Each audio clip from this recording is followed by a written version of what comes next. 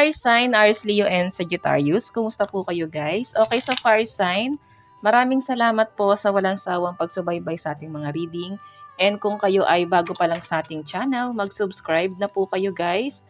And i-click mo na rin yung ating notification bell para lagi po kayo guys updated sa ating mga bagong upload. So tignan natin fire sign, ano ba ang inyong gabay? Fire sign, Aries, Leo, and Sagittarius. Gabay po spirit guide. Gabay po ni fire sign. Gabay po ni fire sign, Aries, Leo, and Sagittarius. Okay, so guys, meron tayong the moon, shadow work. So, I think yung iba sa inyo, meron ka sigurong iniisip ngayon, di ka makapag-focus. I think ano yan guys, parang napaka-unfair no nangyari, or parang feeling mo na misinterpret ka. Something like that guys. No? Iba sa inyo guys, siguro sa trabaho mo, may nangyayari. Ayan no.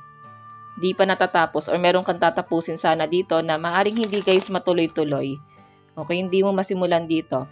Tignan natin fire sign, Aries, Leo, and Sagittarius. Gabay po spirit guide. Gabay po ni fire sign. Okay, so fire sign, meron tayong efficiency. Oh, efficiency. And meron tayong leadership. So, may nakikita ko dito guys kasi Ace of Pentacles to. Tapos, King of ano ba to? Lightning, King of Wands. Okay, so I think may nangyayari dito guys na naiiba yung passion mo, naiiba yung nakakahiligan mo, naiiba yung nagugustuhan mo, something new na nangyayari. I think ano to guys, transition na nagaganap sa buhay mo. Okay, so okay lang naman yan guys, but kailangan fire sign, hindi nasisira yung ano mo, hindi ka nadidistract, no? Ayusin ko nga to guys, wait. Yung hindi mo napapabayaan yung mas importanteng bagay. Okay, ayan, naayos na natin. Yan ang nakikita ko rito. So, tignan pa natin fire sign. Wait lang po, tayo ng card.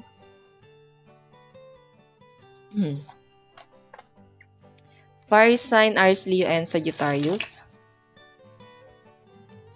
Kasi hindi mo napapabayaan yung mga importante, no? Okay lang na gawin mo to. Kasi parang nakakatuan mo or parang pabago-bago yung isip ng mga fire sign. Hindi ka nagiging straightforward. Siguro nadadala ka ng emosyon. Kaya nga fire sign, kailangan isang tabi mo muna tong emosyon mo na to. Okay? So, tignan natin ano tong shadow work. Ano po yung shadow work spirit guide?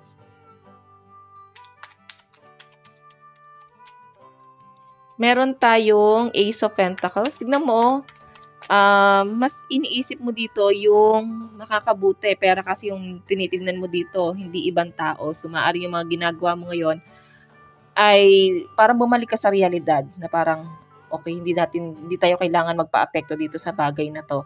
Kailangan focus muna. Ano ba yung realidad? Okay? And yun yung pagtutuunan ng pansin ng iba sa inyo guys. I think parang nalihis kayo ng landas. Kaya parang naging iba yung pananaw mo dito sa bagay na to. Okay? So, meron tayong 6 of Torches. Ayan, kagaya nga sabi ko guys, nabibigatan ka. Kaya kailangan dito guys, maging matatag ka. Okay? Maging matatag ka sa kung ano yung mga dinadala mo dito. Okay? And ito kasi guys, the Magician. Magiging busy ka. Meron kang patutunayan dito sa nakikita ko. Bagong idea to. So, tignan natin ano po itong efficiency. Apprentice of Gems. Ano po itong Apprentice of Gems?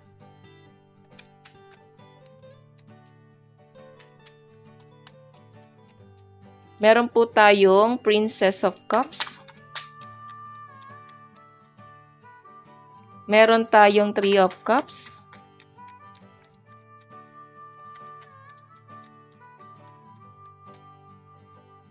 Okay, meron tayong Queen of Cups. Okay. So guys, sa pinapakita sa akin dito, Ace of Cups, emosyon. Puro emosyon yung nakikita ko sa'yo. Para kang nagiging toxic yung paligid mo dahil nagpadala sa emosyon. So I think, nagiging emotional yung iba sa inyo guys. Yung tipong nagbigay ka sa iba tapos parang naging masaya ka naman nung sama-sama kayo. Tapos ngayon hinahanap mo nasa na sila. Okay, nasan na ako sa inyo? Para bang hindi mo na ma-feel na belong ka dito sa lugar na to. So, parang nafe-feel mo na out of place ka dyan sa bagay na yan. Okay? So, I think kailangan meron kang ibang pagtuunan ng pansin. Hindi natin kasi kailangan guys manghingi ng attention or mag-demand sa ibang tao. Hindi nila guys obligasyon yun eh. Okay? So, tignan natin ano po itong leadership. So, I think patungkol to sa work mo. Ano po itong leadership?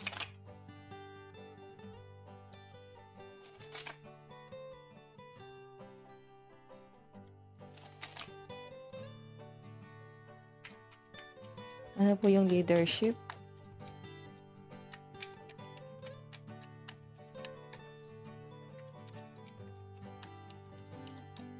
So guys, meron tayong Queen of Pentacles. Meron tayong Seven of Swords.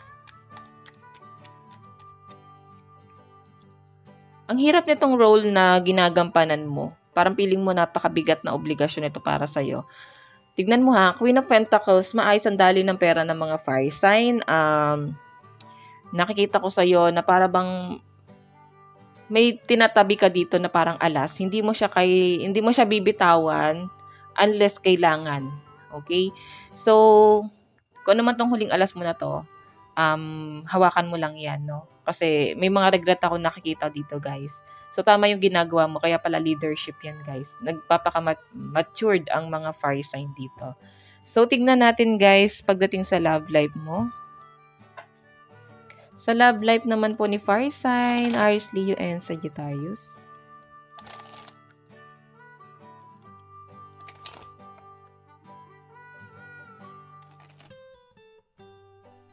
Sa love life naman po ni fire sign, Aries, Leo, and Sagittarius.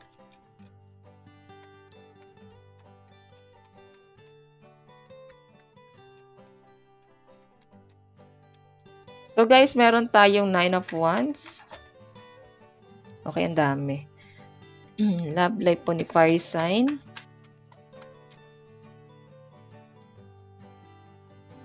Queen of Pentacles. So iba sa inyo guys, nakapagnilay-nilay kayo dito.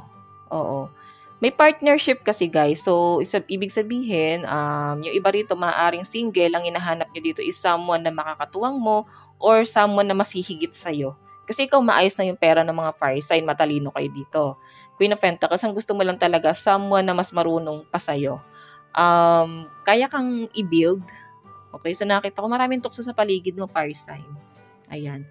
Sa dami ng tukso, ma-overwhelm ka dito kasi may pag-a-adjust ka pa rin gagawin. Siyempre, pag na-overwhelm ka, parang mape-pressure ka sino sa kanila yung pipiliin mo. Okay? Kaya nga sabi dito, fire sign, kung sino man tong someone na maaaring binitawan mo na, the hermit kasi parang nakatingin siya sa malayo. Oo. Ikaw kasi, straightforward kang tao. Sobrang matured nung nakikita ko dito. And, pag-build ng foundation, or baka hindi nyo pa kasi guys kilala yung isa't isa. Kasi parang wala pang nabubuo. Tignan mo naman yung pader nyo. Oh. Okay? Parang wala pang nangyayari dito. Hindi pa guys solid itong foundation yung dalawa.